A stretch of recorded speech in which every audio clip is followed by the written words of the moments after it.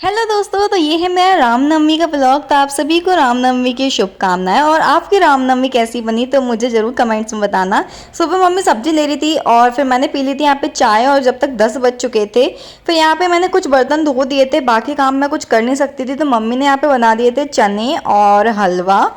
फिर हम बैठ गए थे पूजा करने के लिए। तो पापा तो आज थे नहीं, तो हम तीनों ने ही पूजा कर ली थी, मतलब भैया और मम्मी ने ही पूजा कर ली थी यहाँ पे। फिर उसके बाद हमारी पूजा जैसे ही कंप्लीट हुई वैसे ही हमने सोचा कि फटाफट से हम प्लेटिंग कर देते हैं बच्चों के लिए, क्योंकि हमें उनको घर घर देने जाना होता है। हम बच्चों को घर पे नहीं बुलाते क्योंकि बच्चे अवेलेबल होते ही नहीं है इतने, इसलिए। तो मम्मी ने यहाँ पे प्लेटिंग करना स्टार्ट कर दिया था। सबसे पहले मम्मी ने रख दिए थे यहाँ पे चने, और फिर उसके बाद यहाँ पे सब में रख दिया हमने हलवा। हम हलवा, चने और बस पूड़ियाँ ही देने वाले थे बच्चों को, क्योंकि हमारे यहाँ पे यही होता है, इसी से यही प्रसाद होता है, इसी से भोग लगता है। उसके बाद यहाँ पे फिर मैं क्लिप्स भी लेके आई थी बच्चों के लिए, ये वाली।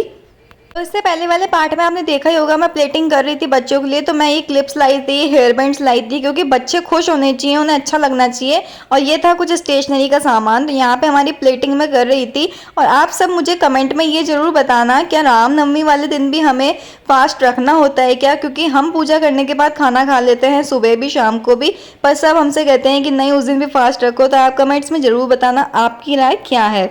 यहाँ पूरी प्लेटिंग हो गई थी मेरी, मैंने क्लिप्स रख दी थी, हेयर बैंड्स रख दी, स्टेशनरी रख दी थी बच्चों की। उसके बाद मम्मी ने मुझसे कहा था कि इनमें प्रसाद रख दो नारियल वाला, तो मैंने वो भी रख दिया था। और फिर उसके बाद ये थी मेरे छोटे बाबू के लिए, मैं सिप्पर लेके आई थी वो, और साइड में रखा था कानू का लंच बॉक्स और उसकी बॉटल। दोनों बच्चों के लिए मैं अलग लाई थी, बाकी सब कन्याओं के लिए अलग था। और पूरी प्लेटिंग हो गई थी यहाँ पे। उसके बाद फिर हमने सोचा चलो अब इन्हें फटाफट से कर देते हैं पैक और दे आते हैं घर पे, क्योंकि अगर बच्चों का पेट भरा भी हुआ होगा तो उनके घर के और लोग भी खा लेंगे, इसलिए घर पे ही भिजवा देते हैं। फिर मम्मी और भैया पहुंच गए थे यहाँ पे सबको प्लेट्स देने के लिए, और फिर मैंने सफाई कर दी थी। फिर आके हमने खाया था खाना। तो खाने में आज यही था, हलवा, पूड़ी, चने और जलेबी, सब्जी आलू की। तो यहाँ पे हमने खाना खा लिया। फिर छोटा बाबू मेरे पास सो रहा था, और सोते सोते देखो कैसे आंखें चला रहा है, इसकी आंखें देखना आप ध्यान से। फिर शाम को मैंने दोबारा मेरी माता रानी के द्वारा बनाया हुआ माता रानी का प्रसाद खा लिया था, क्योंकि माता रानी का प्रसाद जितना खाओ उतना कम है मेरे लिए। तो फिर यहाँ पे शाम को मैंने लस्सी भी पी ली थी, और फिर हम जा रहे थे भंडारा खाने, यानी कि वही प्रसाद खाने के लिए। और बाबू का था लाइफ का पहला भंडारा, तो ये भी हमारे साथ गया था।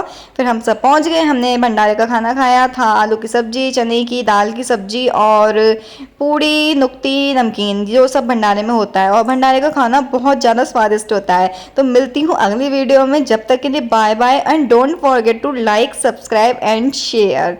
Bye bye.